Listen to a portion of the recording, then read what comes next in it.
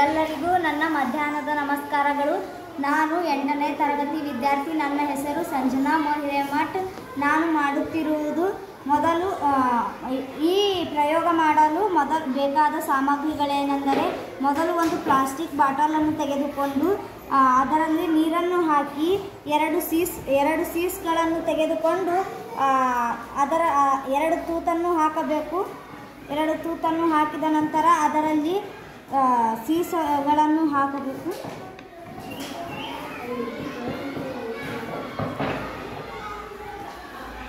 ನಂತರ ಬ್ಯಾಟ್ರಿಯನ್ನು ಇಲ್ಲಿ 2 ಸೀಸ್ಗಳ ತುದಿಗಳಿಗೆ ಸಿಗಿಸಬೇಕು. ಅಲ್ಲಿ ಸಣ್ಣ ಸಣ್ಣ ಗುಳ್ಳೆಗಳು ಬರುತ್ತವೆ. ಗುಳ್ಳೆಗಳು ಬರಲು ಕಾರಣ ಸೀಸ್ನಲ್ಲಿ ಗ್ರಾಫೈಟ್ ಇರುತ್ತದೆ ಹಾಗೂ ನೀರಿನಲ್ಲೂ ಕರೆಂಟ್ ಪಾಸ್ ಆಗುತ್ತದೆ.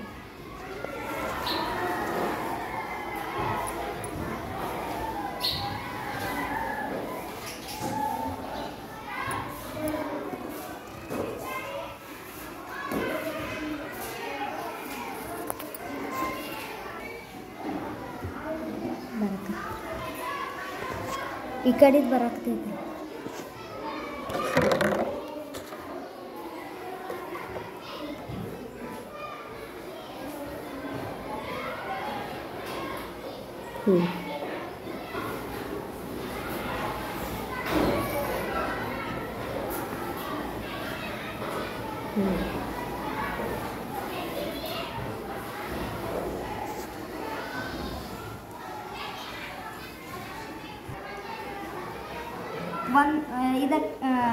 ಇದನ್ನು ಮಾಡಲು ಬೇಕಾಗುವ ಸಾಮಗ್ರಿಗಳು: ಒಂದು ಬಾಟಲನ್ನು ತೆಗೆದುಕೊಂಡು ಈ ತೂತಿಗೆ ಒಂದು ರಂಧ್ರ ಮಾಡಿ ಅದರಲ್ಲಿ ಸ್ಟ್ರಾವನ್ನು ಹಾಕಬೇಕು. ಬಾಟಲಿಯ ತಳಭಾಗದಲ್ಲಿ ಒಂದು ರಂಧ್ರ ಮಾಡಿ ಸ್ಟ್ರಾವನ್ನು ಹಾಕಬೇಕು. ನಂತರ ನಾವು ಇದರಲ್ಲಿ ಬಾಟಲ್ನಲ್ಲಿ ನೀರನ್ನು ಹಾಕಬೇಕು.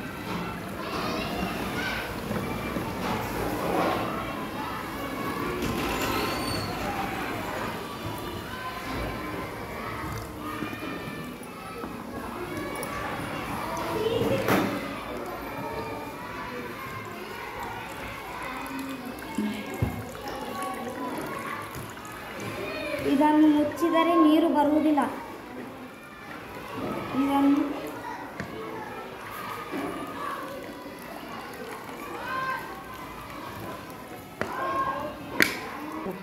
ಇದಕ್ಕೆ ಕಾರಣ ಏನೆಂದರೆ, ಗಾಳಿಯ ಒತ್ತಡದಿಂದ ಭೂಷಣವನ್ನು ಹಾಕಿದರೆ ನೀರು ಬರುವುದಿಲ್ಲ.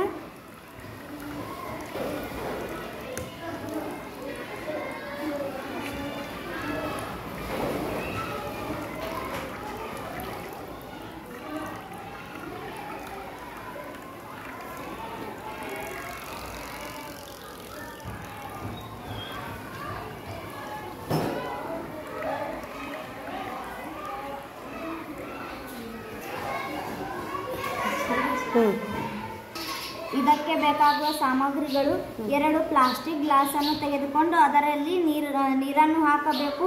2 ನೀರಿನಲ್ಲಿ ಒಂದು ಗ್ಲಾಸಿನಲ್ಲಿ ಉಪ್ಪನ್ನು ಹಾಕಬೇಕು.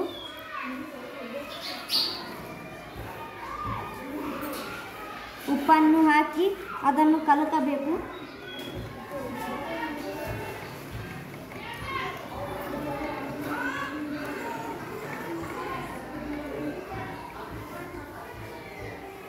ಇದರಲ್ಲಿ ಉಪ್ಪು ಇಲ್ಲ, ಇದರಲ್ಲಿ ನಿಂಬೆ ಹಣ್ಣನ್ನು ಹಾಕಬೇಕು.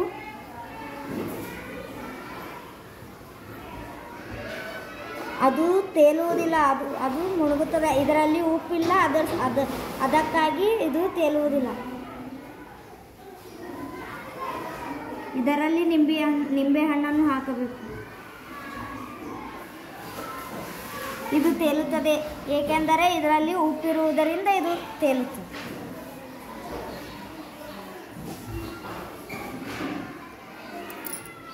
ಧನ್ಯವಾದ.